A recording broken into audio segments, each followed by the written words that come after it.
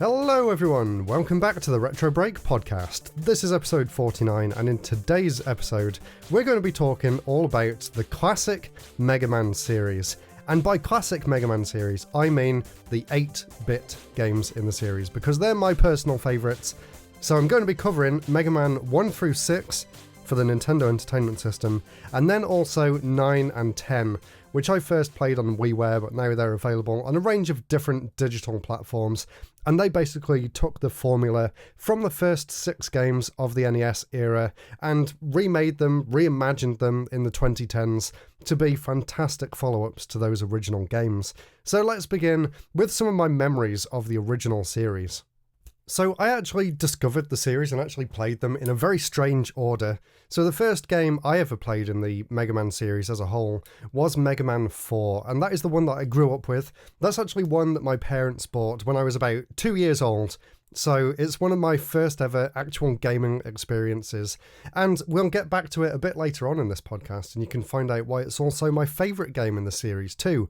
So for the longest time, I'd only really played Mega Man 4, and then, of course, when YouTube started becoming popular, when the internet began taking off more and more, I obviously went back and checked out the previous 3 games, because obviously starting on Mega Man 4, I felt like I was already missing out. Although, weirdly, at the time when I was a kid playing Mega Man 4, it didn't even register in my brain that there were other Mega Man games. I thought that was just the name of the game was just Mega Man 4 for no particular reason, so that's a kind of funny anecdote from back in the day. But yeah, obviously, I found out that a lot of people think Mega Man 2 is the best game in the series, so I played that a lot back in school and in the early days of college as well. And yeah, I just fell in love with the entire series.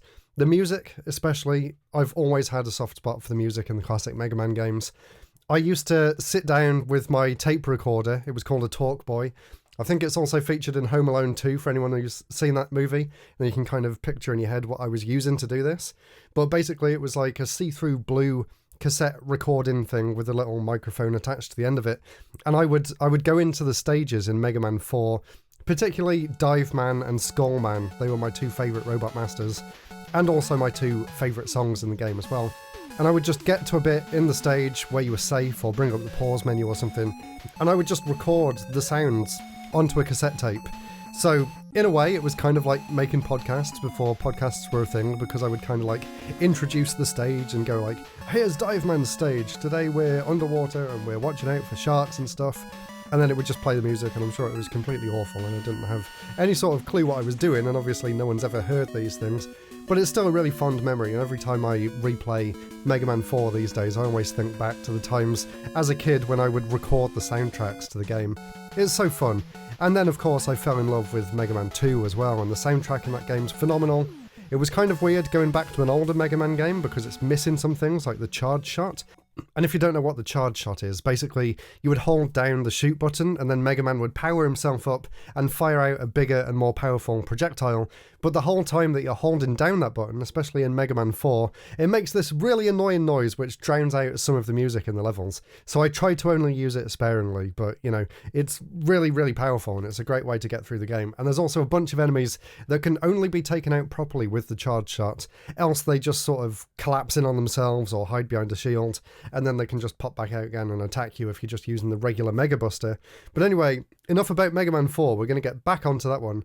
So after Mega Man 2, then I think the next one I played was Mega Man 3, and around that time as well, I really started enjoying watching Let's Plays of other people playing through the classic series, and I was always so frustrated because they made it look so easy, and those games are not easy. If you've ever tried to play some of the original Mega Man classics on the NES, you'll know just how difficult they are. Especially Mega Man 4, you know, for the longest time as a kid, I could never even get to Dr. Cossack's levels, let alone Dr. Wily's, and the same with Mega Man 2. I never managed to get to Wily's castle for a long time, but watching these Let's Plays was around the same time that I got my first personal computer, so I would be sitting in my room at night just watching people play the Mega Man games, and yeah, I just really grew to love the series from there. And then, of course, that was also around the same sort of time as I was getting into emulation, and I had a few different ways of playing them. I actually have some really fond memories in college of playing the classic Mega Man games on my Gizmondo, which I'd actually installed with the NES emulator. And also, I had an iPod Touch at the time as well, and Capcom had been re-releasing some of the older Mega Man games to support the iPod at the time, so I actually played all the way through Mega Man 2 many, many times back in the day, just using touch screens, which is a horrible way to play the game, but it didn't stop me really, really enjoying it. And of course, through watching the Let's Plays, I built up kind of a knowledge of which order to fight the Robot Masters. So for people who are listening and you don't know how the Mega Man games are structured, that's probably a good place to start, and then I can maybe break down what makes some of the different games in the series more unique compared to other ones, because there are a lot of them, and if you look at this from just a surface level point of view, if you're not really a big fan of the series, you might look at screenshots, you might look at gameplay from all of these games and think that they're all basically the same game, but there is a lot of nuance and there's a lot of differences in all of the games in terms of how the games are structured, how they feel to play, the way the soundtrack feels in each game is different as well. And also from doing some more research later on in life and planning some future Mega Man videos as well. Also, a lot of the original games actually had different directors between the games, and they were basically relearning each time what a Mega Man game should be. So it's really interesting to see how each game stands on its own, and then how Capcom took all of those original 6 games and kind of reimagined them for the modern day with Mega Man 9 and 10, and they're both very different games in their own right as well. Mega Man 9 is very much just a modern version of Mega Man 2 with different stages. Like, they completely stripped away any of the more modern features and went right back to basics. It plays exactly like the first 2 games in the series, but it features a lot of like modern enhancements, and the difficulty is definitely a lot more smoothed out as well. And then in Mega Man 10 they were a lot more experimental, especially with some of the DLC. But anyway, let's go back to the beginning of the series and begin with Mega Man 1. And I've also got here the Mega Man Official Complete Works, which is a really, really cool art book for the series, and it goes into loads and loads of detail about all of the original games. And in this book, they've actually got some interviews with the developers as well, and it's interesting to see how they tackled each of the games in the series. So let's begin with Mega Man 1. Let's go right back to the beginning here. So Mega Man 1 is unique in a few different ways.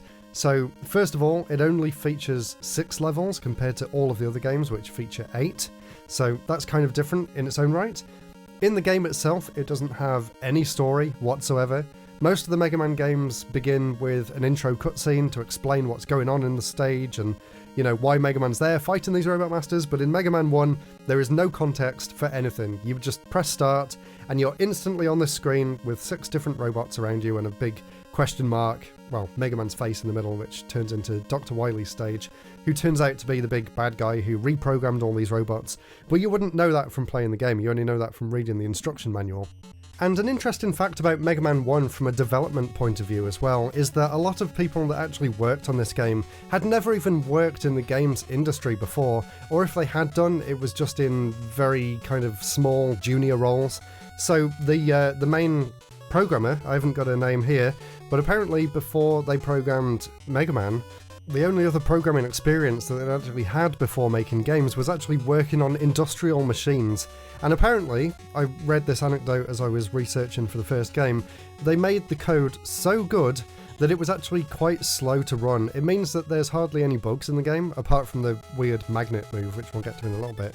But the programming was so good and so like well thought out, and it catched bugs and things so well, that they actually had to change how the game was going to play. It was actually going to be featuring a lot more bullets on the screen. I think maybe something more akin to Contra, or that kind of action style game, rather than the slower paced platformer that Mega Man eventually morphed into because of this coding, you know, I don't want to say issue, because it seems like it actually benefited the game from a design point of view, but yeah, they basically had to rework the entire concept of Mega Man because of this, and then that just seemed to stick. So there was no reason in the future why Mega Man, for example, couldn't fire more than 3 bullets at once, or why there couldn't be more enemies on the screen. But basically right from the very first game, it kind of set the framework for which all other Mega Man games were going to be based on. So that was a really interesting insight into how the first game was developed. And as well as that, even though there's not really a story in the game as such, there is actually a lot of thought that was put into the world and the kind of ideas behind the game and what's actually going on. So Each of the Robot Masters was originally created by Dr. Light, who's the same person that made Mega Man, and they were all supposed to be helper robots. So, for example, Cutman, who's like a big red robot with giant scissors on his head, he was actually designed to be used in the timber industry for cutting down big trees and things like that. So it's really interesting to read into the background of these robots and what they're actually used for in like reality, in a way, before Dr. Wily came and reprogrammed them to take over the world or whatever crazy mad scientist scheme he had. So I'm saving all of that information for my full retrospective video, which should be coming out maybe in a month or two. I want to try and get all the games first and give it a good, thorough like reading through of all the things online with the wikis and everything. And I was saying there's some interesting stuff in this art book. So here's a paragraph here from Keiji Inafune, who's one of the character designers for Mega Man.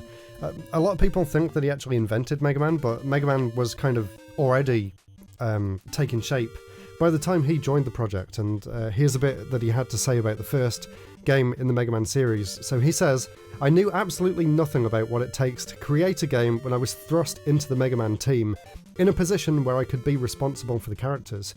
In an unfamiliar world surrounded by unknowns, I was finding out all too quickly what would be expected of me. It was really fun, but just insanely hectic. The guy who put this whole project in motion was my mentor. He began his career as a designer, and he was the one who created the original forms of Mega Man, Roll, and Dr. Light as dot graphics.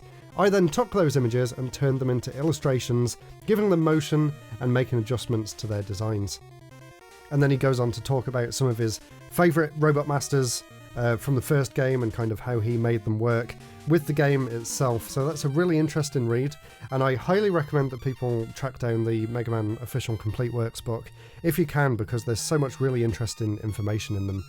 But the first game, as kind of an overview, it's actually quite basic. So each stage is only maybe a minute or two long. They're very, very short stages, but they are very challenging, so there's a lot of replay value involved. But basically, you run and jump and shoot your way through the stage, and you get to the boss door. And then something else unique about Mega Man 1 compared to all the other ones, when you go through that boss door, instead of going straight into the boss fight, you're actually tucked into this sort of separate corridor, which stretches on for a little bit, and there's a few more enemies in there. And then you finally get to the boss, and they're actually quite difficult to beat with the regular weapon, but once you defeat the boss, then you get their special ability, and then you can play the other stages in whatever order you want, and you have to try and figure out which boss weakness affects which of the bosses in the stages. So it's a really interesting kind of concept for a game series, and it's something that they've stuck with right from the very first game. And in this first game as well, it's pretty good because a lot of the weapons that you get from the bosses, you can actually use them in the stages themselves to make various different things happen. Obviously, the one that's most used is probably Gutsman, where you can pick up big boulders and throw them out of the way to clear paths to get through different parts of the level. There's also things like using Iceman's beam to freeze fire and stuff in different stages, and then once you've defeated all of those, you go into the Dr. Wily stages, which is like 3 or 4 levels back to back that are just really difficult platforming challenges, and they actually make you cycle through all of the different weapons that you use in the game. And there's one really interesting weapon in Mega Man 1. Well, it's not really a weapon, it's kind of a unique item that you find in Elecman's stage, and it's basically a magnet beam. So you throw this magnet out in front of you, and it makes a platform for the amount of time that you're holding down that button, and then you can let go and you can stand on it, and then you can fire another one to sort of help you make these platforms to get around the stage. And you can actually break the game quite easily using that as well by jumping into the ceiling and stuff, which is how speedrunners get through the game so fast. And it's so cool to watch all of these different like weird techniques and glitches that they've found. But even just playing through the game normally, it's really fun to use this ability. And you can also skip out some of the really frustrating bits, like the bit in Iceman's stage with the platforms that sort of move around. You can actually just walk right across the top of that using the magnet beam, and it's just so much fun. Another thing that's great about the first Mega Man game, and all future Mega Man games as well, is the amazing soundtrack. The soundtrack for the first game was composed by someone called Minami Matsume, and this was actually her first experience in the games industry as well. She'd actually just graduated university, I believe, with a degree in music. So the fact that she made such incredible tracks right from the get-go in her very first game, using, I presume, technology that she'd never even attempted to use before, because obviously the NES doesn't really really use real instruments and having to relearn how to do things in MIDI and with code and stuff must have been a really big challenge, but she pulled it off spectacularly. The original Mega Man has some of the best music in gaming, let alone the Mega Man series. So actually, something very interesting before we move on to some of the other games. I actually found out recently, and I'm holding it right here, that she actually released her own music CD back in 2017. It was published here by Brave Wave Productions Limited, and basically what this is, it's called Three Movements, and it goes through her 30-year career at that point in the games industry by beginning off with the first 3 games on the soundtrack being kind of 8-bit chiptune style music, and then moving over to sort of PS1 SNES era music, and then with the final 3 tracks on the CD it actually goes into full-blown orchestral scores, and it's so cool to listen to. So definitely check it out. You can actually listen to it on Bandcamp, I think, for free. So have a look at Three Movements by Minami Matsume if you want to check out some more music that she's done. And she also did a lot more music in future, not Mega Man games really. She was in Mega Man 10 for one of the tracks, I believe. But she also did the soundtrack for Shovel Knight, which is one of my favourite game soundtracks as well. And a bunch of other things like UN Squadron as well, which is one of my favourite games in the arcades. So that's really cool. So that's about all I want to talk about for now with Mega Man 1. So what they did with Mega Man 2 is basically take everything that worked with the first one, so the concept of the Robot Masters having their unique abilities kind of carried over. The music was, in fact, a step up from the first game. The new composer worked a little bit with Minami before she moved on to some other projects, and he managed to create some incredible music. And there should be some playing over the background on this podcast right now, because I've kind of decided to add some more sounds into the podcast in terms of game music and stuff. So hopefully you're enjoying what you're hearing in the background. This is the music from Mega Man 2. And of course, Dr. Wily's theme in Mega Man 2 is very well known as one of the best gaming pieces of sound in the entire games industry, and a lot of people really, really love that soundtrack. And for good reason.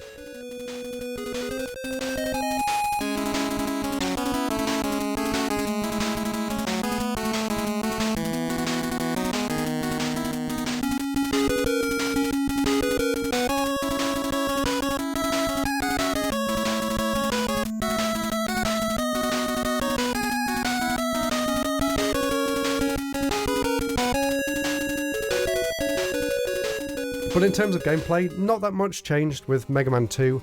The weapons were improved in terms of their usability, especially the Metal Blade, which you get from Metal Man, and that actually allows you to fire in all 8 directions, which is something that was brand new for the series. And using the Metal Blade as well is probably how most people actually play through the entire game, because it doesn't really use very much weapon energy. So throughout the games, when you use one of the weapons that the bosses give you, you actually drain the weapon energy as you're using it. It's like ammunition, and you pick up these sort of blue pellet things to refill it. But with the Metal Blade, you can fire like 5 or 6 shots before it even goes down by 1, and it's really strong. You can kill most enemies with it in the game as well. So for the most part, you'll be playing as a grey Mega Man, shooting all of these like spinning discs in all 8 directions, and it makes the game really, really fun to play.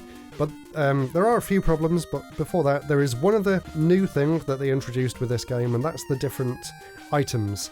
So in the first game you had the Magnet Beam, which was obviously a different item from the weapons, but in Mega Man 2 you actually had 3 completely unique items to help you navigate the stages.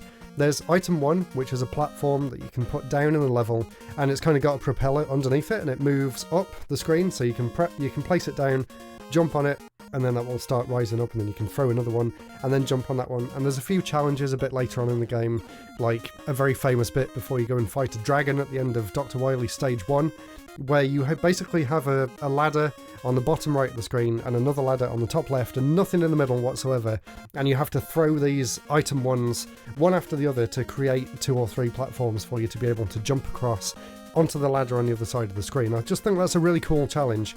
As well as that, there's item 2, which allows you to basically put down a sort of hoverboard, I guess, with like a jetpack on the back. So you stand on this board and it just takes you across the screen, and that obviously drains the weapon energy as you're using it.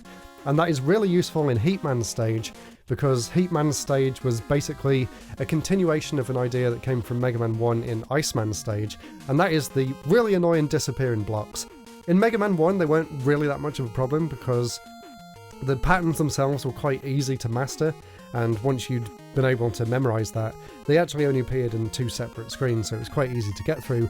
But Heatman's stage, on the other hand, has a massive section with just loads of disappearing blocks, and if you try and play through that normally, you're pretty much guaranteed to just get really, really frustrated and perhaps even just give up on the game at that point. But using item 2, you can actually get to the top of the screen, place down item 2, and then just fly across all of the blocks that are sort of getting in the way and get all the way to the end of that stage without having to worry about any of the patterns. So that's a really fun one to use. And finally, item 3, which is kind of a weird one. This one is kind of like item 1, where you throw it and it starts moving up, but it only moves up once it hits a wall. Before it hits the wall, it just kind of bounces up and down a little bit, and there isn't really much use for item 3. I always thought it was kind of weird and kind of pointless. So it's just something unique to Mega Man 2, and I think it is still pretty cool. But then moving into Mega Man 3, which is obviously the next game in the series, which I think came out a few years later. Let me just check the dates. So Mega Man 1 came out in 97, and then Mega Man 2 came out the year after, and it was actually quite a rushed development from what I've heard, from what I've read in these interviews, in these books and things.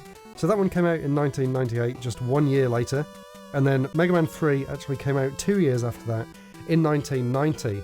But although it came out 2 years after, they still only had 1 year to make the game, and that's because some people higher up in Capcom left, and then they had to get a new team in and kind of convince them to make another sequel, and also kind of relearn how Mega Man was designed and developed in the first place.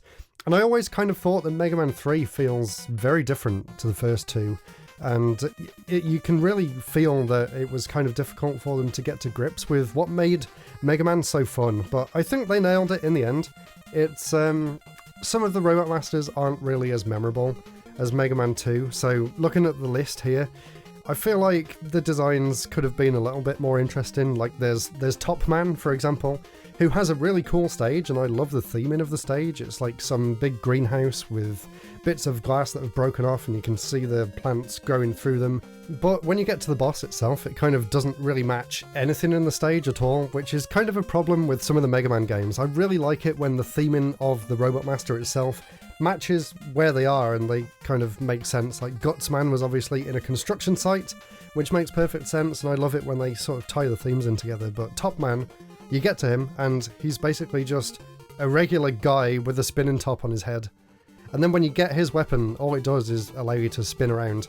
And it's only really useful in one part of the game, which just so happens to be the very, very final boss, and the only thing that can damage it is using the spin attack from Top Man. And I always thought that was really weird and just a very, very strange decision. But again, there's other ones like Needle Man or Hard Man or Shadow Man, which are kind of forgettable, and some of their weapons aren't really as good to use as the weapons from Mega Man 2. Like Shadow Man's Shadow Blade is basically just a weaker, less effective version of Metal Man's Metal Blade. It basically functions the same, except it doesn't go as far and it comes back to you kind of like a boomerang. But even so, the game itself on the whole is really good. Again, the music is great. It's quite different to Mega Man 2. It kind of has more of a laid-back kind of feel to it, but I definitely really enjoy it.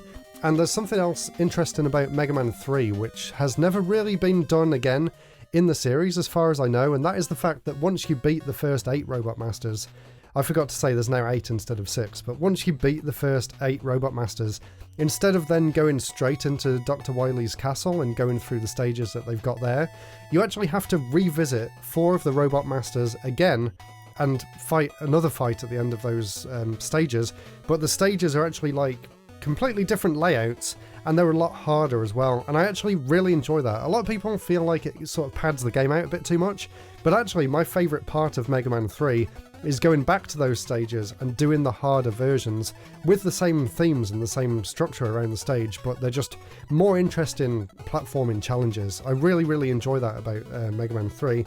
Especially Sparkman's one, with all of the little spinning platforms on the gears and things that you have to jump across and try and avoid the spark plugs that come down and shoot electricity at every angle. I just think that's a really cool part of the game, and it's not something that's ever been revisited in the series since, as far as I'm aware at least. And then once you beat those, it's back to the regular style of gameplay where you go through Dr. Wily's lair and then you approach all of the big bad bosses at the end of the game. There is something incredibly frustrating about the end of this game though. So, like I mentioned, you have to use Top Man's weakness, or Top Man's weapon, sorry, to kill the final version of Dr. Wily, and nothing else can affect him at all. But if you run out of weapon energy, there's not actually anywhere within that stage, once you've picked up the other weapon sort of refills, to actually fill it back up again. So I got to that boss with about 4 lives left, and I'd used up all the weapon energy on Top Man, and the only thing I could do was just stand there in the final boss fight and just take damage constantly, and it's not even that hard of a fight, so I was literally trying to go into the bullets to die, just so I could restart and hope that the weapon energy refills would be there, but they weren't there, so I kept going back to that boss, which takes like 5 minutes to get to, by the way, and then you get there and you just have to walk backwards and forwards, trying to get hit to kill yourself, and use up all of those lives, and I thought, oh, that's okay, once I've used up all my lives, it's going to restart me from this level, and the weapon energy will be there again, and then it's just a case of going back through and using Top Man's weapon to defeat him. But no, there is no checkpoint for the entire of like all 5 of the Dr. Wily stages. So I killed myself on my final life, and it reset me about an hour back in the game to the start of the Dr. Wily levels, and I just rage quit. I thought that was such a bad design decision, and I think that just goes to show that the people who worked on Mega Man 3 maybe weren't that accustomed to creating this kind of game, because that is the kind of frustration that just should not be in the game. It just doesn't make any sense why it's designed that way. But apart from that, I really love the game as a whole, and it's definitely one of the Mega Man games that I go back to and play more than any others. In fact, as a game as a whole, apart from that one little bit at the end, I actually prefer it over Mega Man 2, which I think has a lot more kind of rushed elements to it, where you can kind of tell that they were just throwing things at the wall because they were running out of time, especially some of the later Wily stages in Mega Man 2. They're just so frustrating to get to, and they just slow the pace of the game down to a crawl. And if you want to see just how bad that is, I did actually do live streams of the first 3 games. I actually played through all 3 of them in one sitting, so go ahead and have a look on my gameplay channel. It's actually called RetroBreak_live now, and you can see my frustration at the end of Mega Man 2, just how slow that part of the game is. And now for Mega Man 4, which, like I already mentioned, is my favourite game in the series. For me, it has some of the most memorable Robot Masters as well, from Ringman, who has potentially my favourite stage in any Mega Man game. It's such a cool stage. You can actually see the progression of the level as you're going through, and I think that's a running theme with Mega Man 4 as well. You kind of get a feeling that the levels are getting more and more difficult as you're going through them. They're a bit bigger, I think, than some of the other Mega Man stages, but the way they're designed is really cool. Like, take Ringman's stage, for example. It starts off kind of simple, with just a few of the platforms that have been created for that stage, but no real danger of messing up. So the whole point of this stage is that you have to first get to the top of this tower by standing on these platforms that sort of move as soon as you land on them, and they kind of swipe to the side with a gap in the middle that you can fall through. So you have to sort of jump across these while there's cannons firing at you from the sides. And the higher up that you go in the stage, the more challenging these placement of the platforms and the amount of bullets that are coming at you gets. And then once you get to the top, the background actually suddenly starts becoming darker and darker until you're basically in a night sky. And then instead of scrolling up, the level starts scrolling to the right. And then when you get to the same platforms in the section at the top of the level in the sky, they actually move in the other direction. So they actually move in the direction that you want to jump rather than moving away from you, which makes it even more difficult. And then, of course, if you fall off there, you actually just fall off and die in a pit rather than going back down a screen. So it's a really, really great level. It's probably my favourite level in the entire Mega Man series. The atmosphere is just absolutely superb, and the boss fight at the end is really fun as well. Kind of reminds me of a more well-polished version of Cutman's fight. Basically, Ringman throws these rings and they're sort of boomerangs that come back to you. Kind of like how Shadow Man's weapon works, but it's just a really great fight. It's a really great level, and I think if you play through this one, you'll kind of understand why Mega Man 4 is my favourite. Like, the difficulty is just perfect. It's not too challenging. And you can say that about all the other levels as well. And they all have great soundtracks, obviously, and they also have some of the best atmosphere in an 8-bit game that I've seen as well, from the rain that's coming down in the screen in Toadman stage, which kind of affects how you jump, so you have to sort of do the platforms a little bit better, to like the desert theme and inside the pyramid in Pharaoh Man, and then of course Dive Man and Skull Man as well, which are two that I mentioned earlier. It's just an incredible game all around, especially with Skull Man as well. I think they did a really great job of showing the progression through the stage, kind of like I said about Ring Man, but in this case you're going through this level that's actually made up of bones, and then you get a bit further into the level and then you see like entire skeletons that you can scale, and then you go up a bit more and then you go to the right again, just like Ring Man, but now the sky is blood red and there's a whole bunch of like skeleton enemies throwing their bones at you, and there's a bottomless pit, and it's just such a cool level. And that was probably the first one that I ever played. And then I got to Skull Man, and if you've played Mega Man 4, you'll know what an insane boss he is, and I could never beat him, ever, as a kid. But obviously now, going back and working out their weaknesses and things, I can get through it, no problem. And then, the unique thing about Mega Man 4, kind of like Mega Man 3, how it had a whole set of stages before Dr. Wily, this time, instead of going back into the boss's stages, you actually have a brand new set of levels, which are called the Cossack stages. So they introduce a new villain in this game, kind of based on like a Russian theme. So you go through Dr. Cossack's castle, and you take out all of those big robots, which are like the big screen-filling boss fights that have black backgrounds, because they really cleverly use the background and sprite elements to create these gigantic bosses. So you go through all of Dr. Cossack's stages, which are basically like a Dr. Wily set of levels, and then you actually go through all of Dr. Wily's levels as well, and it's just such a great ending to such a great game, and honestly, I can't think of a single complaint with this game. It's my favourite in the series. I know a lot of people kind of got bored of the series at this point, and I think that's why Mega Man 4 perhaps isn't as well remembered as it potentially should be. But I think they just had the time to perfect what they had with the series, and it just went really, really well for them.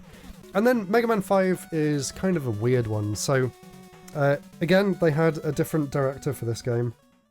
There's actually a bit here from Inafune in the art book, and I'll read this out for the Mega Man 5 one. This one came out in 1992, by the way, and Mega Man 4 came out in 1991. So again, very fast turnaround with these games, only 1 year later. And Inafune here says, "Once again, we had to welcome a new team leader. That meant that I had to once again explain the basic concept of Mega Man itself. I had to explain the rules of making an action game, and I used the phrase, 'you can't do that' quite often. Making an unreasonable game, for instance, would have been an affront to the players. I had so many conversations during the development of this game, and I think that's why it may have a lower level of difficulty as a result." So if you played Mega Man 5 before, you'll know that this is by far the easiest game in the series. In fact, it's so easy that I actually find some of the levels kind of boring to play through. And again, kind of like Mega Man 3, some of them just aren't really that memorable. Like Napalm Man is just kind of like a weird version of Crash Man, I guess, from Mega Man 2. And there are some interesting ones, and I'm not saying it's a bad game by any means. It's probably in my top 5 out of all the NES Mega Man, and 9 and 10 included. Gravity Man is a great level with a really unique mechanic where you can see the arrows in the background, and when you go across that part of the background, the gravity then flips upside down and then you're playing at the top of the screen instead of the bottom. But again, the stage itself is very easy, so although it's got this really cool mechanic, there isn't really anything to worry about, and you can just whiz through most of the stages. Wave Man is another great one, and they actually introduced a mid-level kind of set piece, I guess. So in Wave Man's stage, once you get to the halfway point, you actually jump onto this like jet ski, and then you do kind of a side-scrolling shoot-'em-up section where you have to jump over the enemies, and you can sort of jump on this jet ski and you have to dodge things and shoot the enemies and stuff. And that is really, really fun. But then you have more basic ones like Crystal Man, which, apart from one bit where the crystals like fall down from the screen at really weird intervals and you can just fall into a pit and die, again, there isn't really much to worry about. And the weapons that you get from the bosses are also kind of forgettable. But even so, I really enjoy it. I enjoy the music as well, obviously, just like every single game in the series. And what they did in this game, they kind of brought back Proto Man from Mega Man 3, and he's a big recurring thing in this one. But it turns out that it wasn't really Proto Man, it was someone else called Darkman, who basically like looks exactly the same as Proto Man, but his whistle's very slightly different, so you know he's someone different. And then again, like Mega Man 4, like with the Cossack stages in that game, you have the Darkman stages before you take on Dr. Wily this time. And the Darkman stages are actually really fun, and I feel like the rest of the game should have been around this difficulty, because once you get to the Darkman stages, Mega Man 5 becomes one of my favourite games in the series. The music is incredible. In fact, I'd say this is right up there with Mega Man 2's Dr. Wily Stage 1 as some of the best music in the entire series. In fact, I'll give you a listen to that right now rather than having it in the background, so enjoy a snippet of Darkman Stage 1.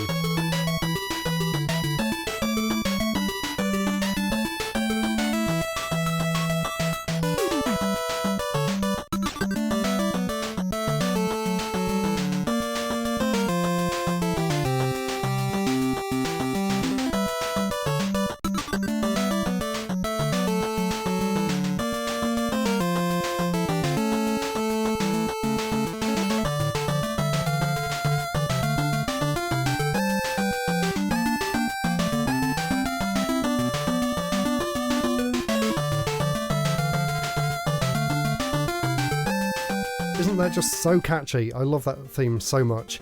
And then of course you go into the Dr. Wily stages and you have to sort of use some of the weapons from the previous bosses, and then that's Mega Man 5 over. It's a great game, but it's definitely the easiest in the series, which actually makes it a really good starting point for people who want to get into the series without the jank, for better way of putting it, from the first two games, because usually people are recommended Mega Man 2 to start with, but I'd say Mega Man 5 is actually a much better starting point. And then Mega Man 6 is a very interesting game in the series.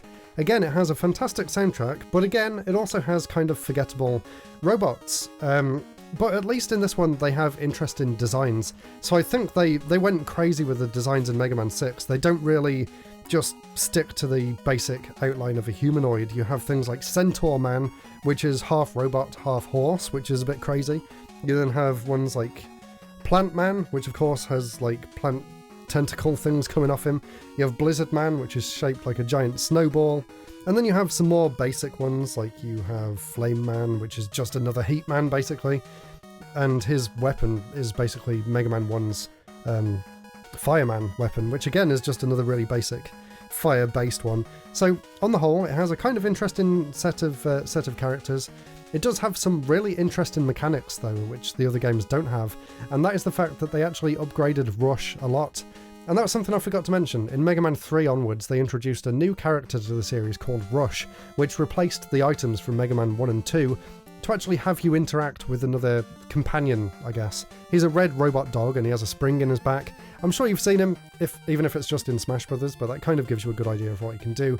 He's always had a bunch of other really interesting things that you can do as well, like Rush Jet, which basically functions like Item 2 from Mega Man 2, but you can actually control it at the same time.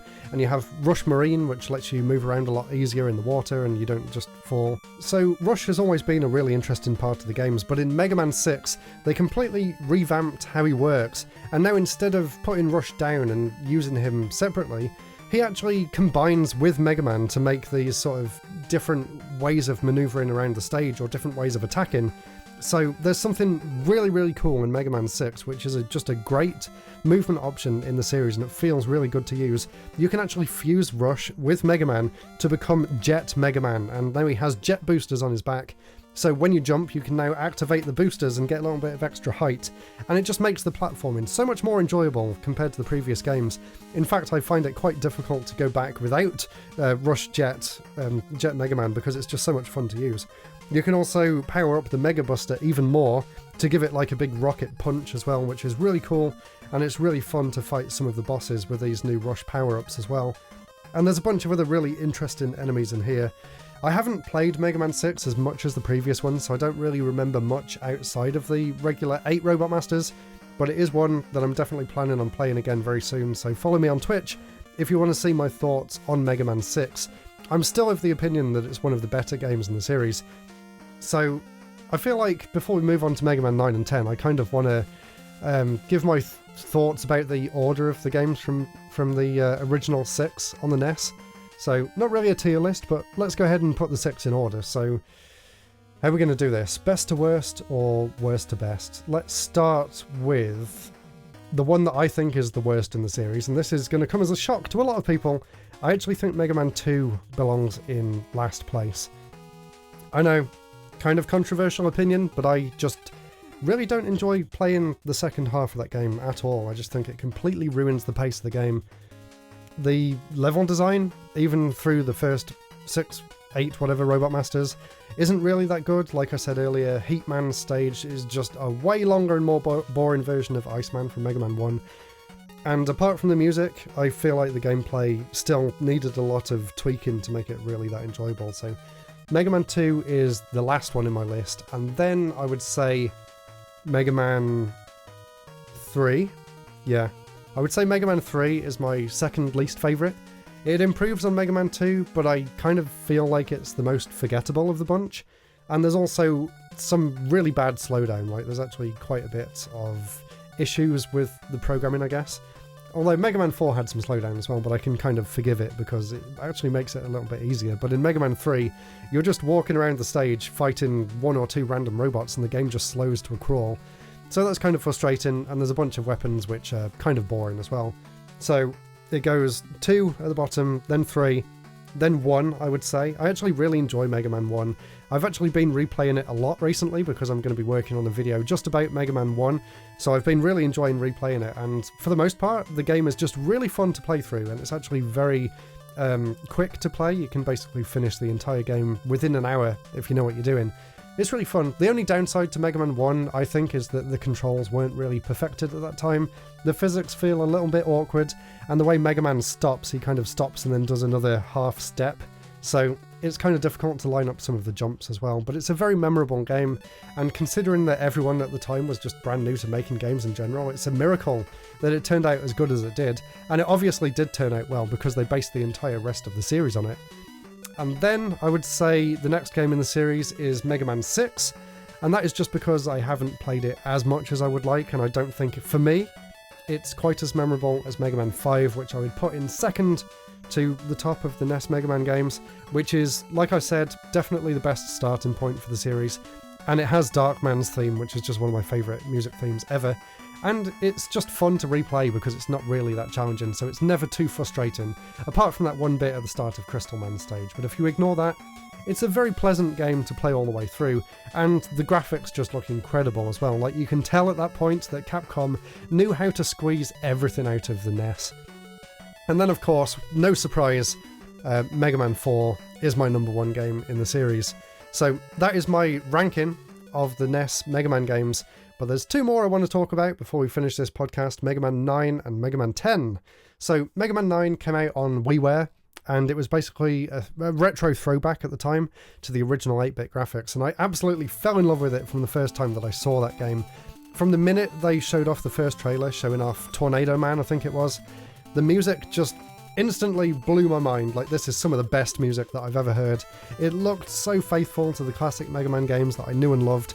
I was a little bit upset that they got rid of the charge shot and the slide and the different rush adapter things from some of the later games, but I get their reasoning. They wanted to go right back to basics and basically prove that a brand new game in a NES style could still work in 2008 or whenever it came out, and it absolutely could work.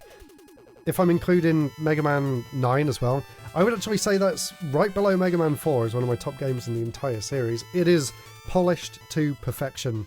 I really can't fault it at all. The level of difficulty is absolutely perfect, and with the inclusion of the challenge modes and the achievements and things, there's so much replay value which the NES games just didn't have by virtue of being on the NES rather than on a modern console with internet connection and DLC opportunities and high score leaderboards and things.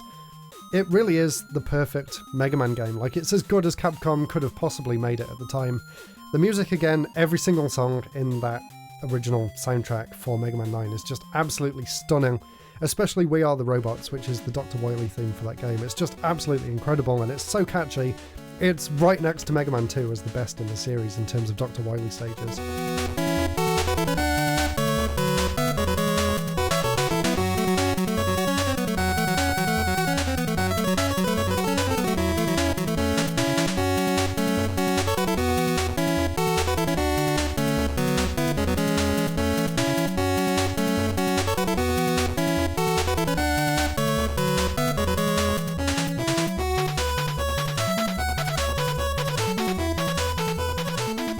It doesn't really do anything groundbreaking though, and that's kind of where Mega Man 10 comes in. So Mega Man 10 just kind of feels like they threw all the ideas from all the different games at this one. The Robot Masters are a lot more interesting and intricate.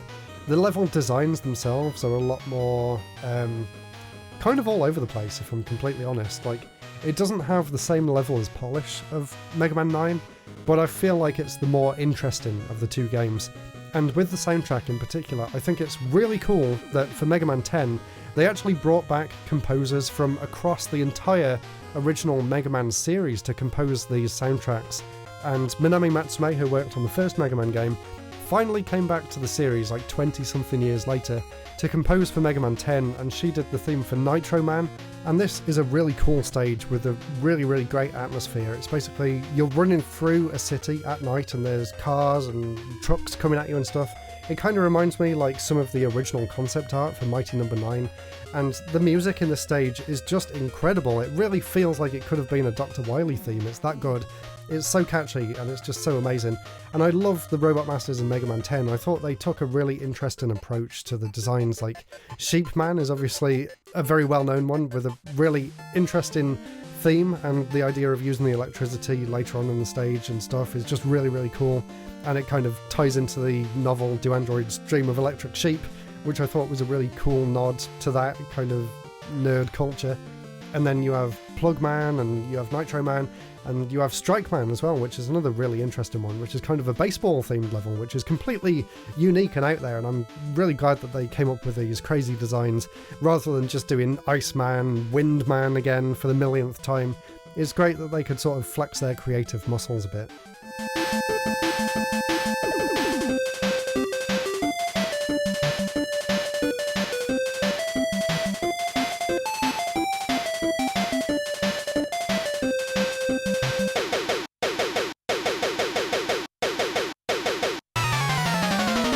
And again, by the end of the game, you can tell that they just knew what they were doing to a T.